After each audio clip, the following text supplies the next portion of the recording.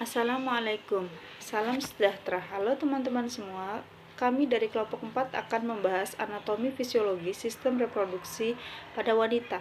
Struktur organ reproduksi wanita terbagi menjadi dua, yaitu organ internal dan organ eksternal. Mari kita bahas satu persatu. Organ reproduksi eksternal.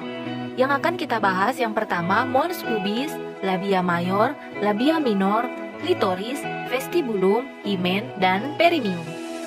Mons pubis atau mons veneris adalah jaringan lemak subkutan berbentuk bulat yang lunak dan padat, serta merupakan jaringan ikat di atas simfisis pubis. Mons pubis banyak mengandung kelenjar minyak dan ditumbuhi rambut berwarna hitam, kasar, dan ikal pada masa pubertas. Mons berperan dalam sensualitas dan melindungi simfisis pubis selama koitus. Semakin bertambahnya usia, jumlah jaringan lemak di tubuh wanita berkurang dan rambut pubis menipis. Labia mayor. Labia mayor adalah dua lipatan kulit panjang melengkung yang menutupi lemak dan jaringan ikat yang menyatu dengan mons pubis. Memanjang dari mons pubis ke arah bawah mengelilingi labia minor, berakhir di perineum pada garis tengah. Panjang 7-8 cm, lebar 2-3 cm, dan tebal 1-1,5 cm, dan agak meruncing pada ujung bawah. Labia mayor melindungi labia minor, meatus urinarius, dan introitus vagina.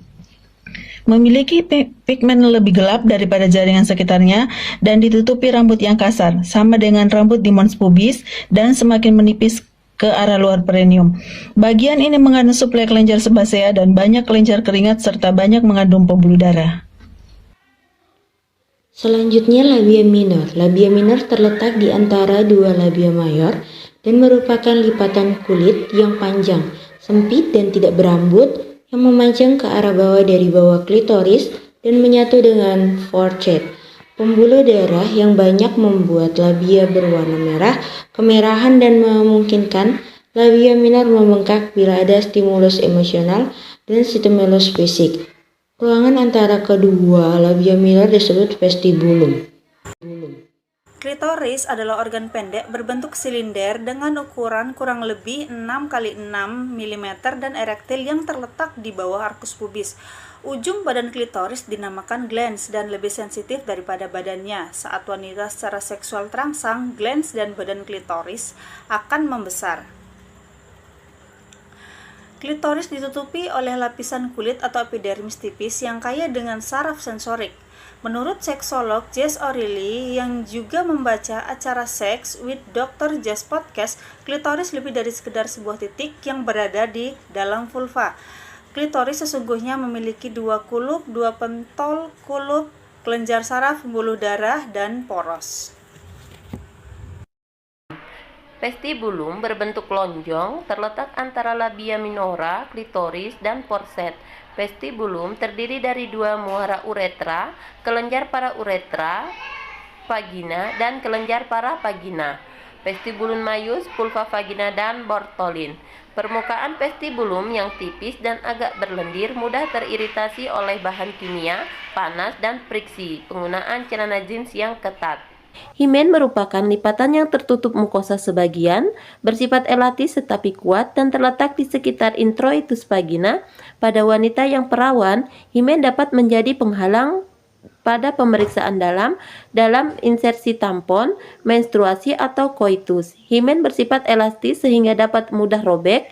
Terkadang himen menutupi seluruh orifisum yang menyebabkan himen tertutup secara abnormal setelah pemasangan alat, pemakaian tampon, atau melahirkan secara pervaginam. Dapat bisa robekan himen. Perineum adalah area di antara otot vagina dan anus yang menghubungkan otot dasar panggul atau pelvic floor. Otot dasar panggul tersebut berfungsi menopang organ panggul seperti kandung kemih dan usus. Selain itu, perineum juga berfungsi sebagai mengontrol aktivitas buang air besar, buang air kecil, dan aktivitas seksual bagi ibu pasca melahirkan. Selanjutnya, kita akan membahas tentang organ reproduksi internal. Pertama, vagina. Kedua, uterus. Ketiga, tuba fallopi. 4, ovarium. Vagina merupakan penghubung antara genitalia eksterna dan genitalia interna. Vagina berukuran di depan 6,5 cm dan di belakang 9,5 cm. Pada puncak vagina terdapat bagian yang menonjol dari leher rahim yang disebut porsio. Epitel vagina merupakan epitel squamosa dalam beberapa lapisan yang tidak mengandung kelenjar, akan tetapi mengadakan transudasi. Dinding belakang vagina lebih panjang dan membentuk fornix posterior, fornix lateralis sinistra, dan fornix lateralis dextra.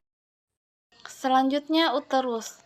Uterus berbentuk seperti buah alpukat atau buah pir yang sedikit gepeng, terletak dalam rongga pelvis di antara rektum dan kandung kemih. Panjang uterus 7-7,5 cm, lebar 5 cm, dan tebal 2,5 cm. Uterus pada wanita dewasa terletak di sumbu tulang panggul dalam posisi anteversiofleksi membentuk sudut dengan vagina. Korpus uteri ke arah depan membentuk sudut 120-130 derajat dengan serviks uteri. Uterus terdiri dari fundus uteri, ditutupi oleh peritoneum berhubungan dengan fascies vesicalis dan permukaan internalis. Pada bagian atas bermuara tuba uterin yang menembus dinding uterus.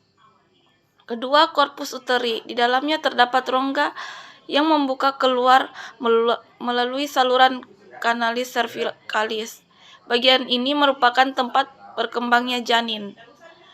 Ketiga, serviks uteri merupakan bagian uterus yang menyempit berbentuk kerucut dengan apeks yang menjurus ke bawah dan ke belakang dan sedikit lebar di pertengahan serviks dibagi atas dua bagian, yaitu porsio supravaginali dan porsio vaginalis. Uteri interna terdiri dari endometrium, terdiri dari jaringan epitel dan kelenjar yang banyak mengandung pembuluh darah. Bagian korpus uteri endometrium licin dan bagian serviks berkelok-kelok. Kelenjar bermuara pada kanalis cervicalis. Pertumbuhan dan fungsi endometrium dipengaruhi oleh hormon steroid ovarium. Yang kedua, myometrium. Lapisan otot yang tersusun sedemikian rupa hingga dapat mendorong isinya pada waktu persalinan dan dapat mengecil kembali setelah plasenta keluar. Ketiga, perimetrium dilapisi oleh peritoneum visceral, ditemukan pada dinding korpus uteri serosa atau peritoneum uterus. Selanjutnya, tuba fallopi. Tuba fallopi terdiri dari beberapa bagian. Yang pertama, pars interstitialis, bagian tuba yang terdapat di dalam uterus. Yang kedua, pars ismica, bagian yang sempit pada sudut antara uterus dan tuba. Yang ketiga, pars ampularis, bagian yang membentuk saluran yang lebar meliputi ovarium. Yang keempat, infundibulum, bagian ujung tuba yang terbuka mempunyai umbul yang disebut fimbrae melekat pada ovarium yang untuk menangkap telur yang dilepas oleh ovarium menuju tuba. Selanjutnya kita masuk pada bagian ovarium. Ovarium merupakan kelenjar yang terletak di kanan dan kiri uterus, terikat oleh ligamentum uterus. Ovarium berhubungan dengan uterus melalui ligamentum ovariopropium yang terletak pada lapisan belakang ligamentum latum. Bagian ovarium yang berada di dalam cavum periotoni dilapisi oleh epitelium kublik silindrik disebut epitelium germinativum.